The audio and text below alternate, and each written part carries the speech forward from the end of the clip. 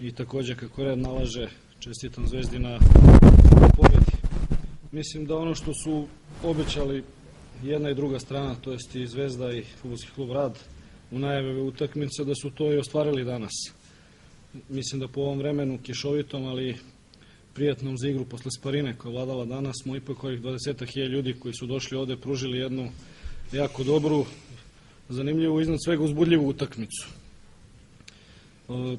Bilo je period igre kada je Zvezda bila dominantna, imala više prilika, bilo je period igre kada smo mi imali takve situacije i kažem ponovo, mislim da je viđena jedna iznad svega uzbudljiva utakmica i neizvesna do zadnjeg minuta i tako i obično kad igraju Zvezda i Rad, makar unazad ove 3 godine, vrlo uzbudljive, neizvesne i zanimljive utakmice. Što se tiče igre moga tima, moram reći da smo mi danas došli bez 3 ponajbolja igrača, silom prilika Predraga Luke, koja nažalost ima taj prelom noge iz prošlog kola, Baneta Jovanovića i kapitena Pajovića. Međutim, imali ste priliku da vidite neke nove mlade igrače Rada koji treba sasvim sigurno, a to su danas i potvrdili, da predstavljaju budućnost našeg kluba, a neki od njih i srpskog fudbala. Kažem, ponovo imali smo neke svoje šanse i pri rezultatu 0-0 i pri rezultatu 1-0 i pri rezultatu 2-1. Imala i Zvezda dosta prilika, vrlo zanimljiv, uzbudljiv fudbal. Želim da se zahvalim našoj publici koja je bila u velikom broju danas ovde, njihova podrška nam puno znači.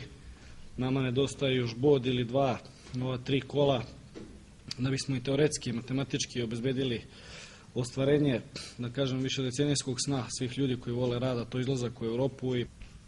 Pa ne znam, mislim, i prije nego što je počela utakmica, znači u jučerašnjoj preskonferenciji ili prekjučer, kad sam im rekao sam da sigurno da je Rad jedna ekipa koja dobro stoji na terenu, koja zna šta hoće, igra odlično kontru i polukontru, vrati se svi iza lopte, tako da stvarno mogu čestitati Radu sigurno jednoj dobroj utakmici. Mislim da je Zvezda opet odigrala danas jednu dobru utakmicu.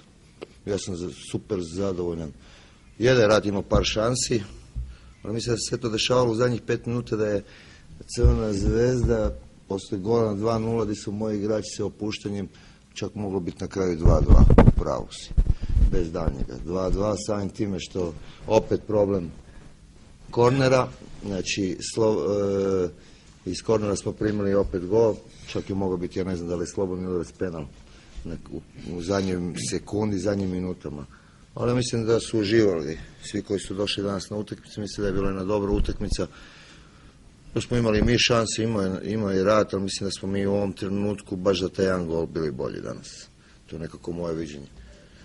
I tako da sigurno se sad okrećemo na sljedeću utakmicu, to je Borac, to je sigurno ove stvari koje su loše bile, to ćemo probati ispraviti, kao što je opet slobodne udarce i sve ove prekidi koji nam stvaraju probleme, ali ćemo na tome raditi. Ja mislim da je Zvezda opet odigrala ono kako je htjela, mislim da je dominirala utakmicu, da je imala više loptu u nogama i da na kraju imala neki par šansi više i taman za taj jedan gol da smo bili bolji. Pa ne znam, ja sam ga tako vidio, ja sam vidio da je igrala pola sata drugog povremena, možda do sad je najbolje. Tako sam ja vidio, možda drugačije vidim nego vi, ali ja sam pola sata stvarno vidio jedan izvanrednu Crvenu Zvezdu. Sa puno šansi, sa puno dominacije i sa puno pasova dolazili smo u te prilike gdje smo morali dati još koji gol.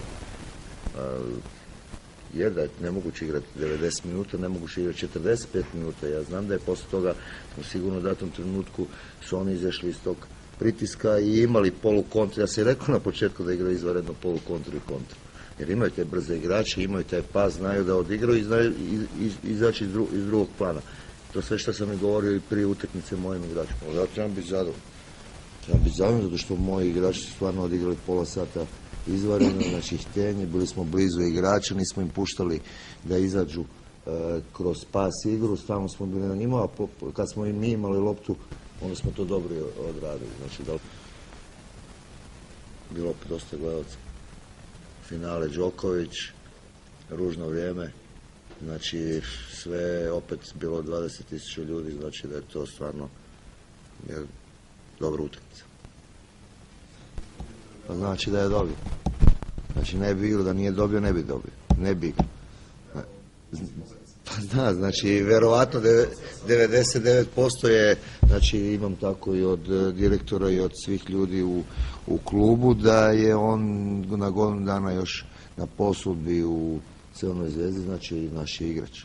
Da nije to, ja si danas ne bi igrao sigurno, zato što ovi zadnji 4 utakmice probili sa nekim drugim igračima, tako da, jer samim time bi se vratio u CSKA, znači ove 4 utakmice bi igrao bi neko drugi. Ovako, on je još godinu dana naš igrač i sigurno nam je to od značaja.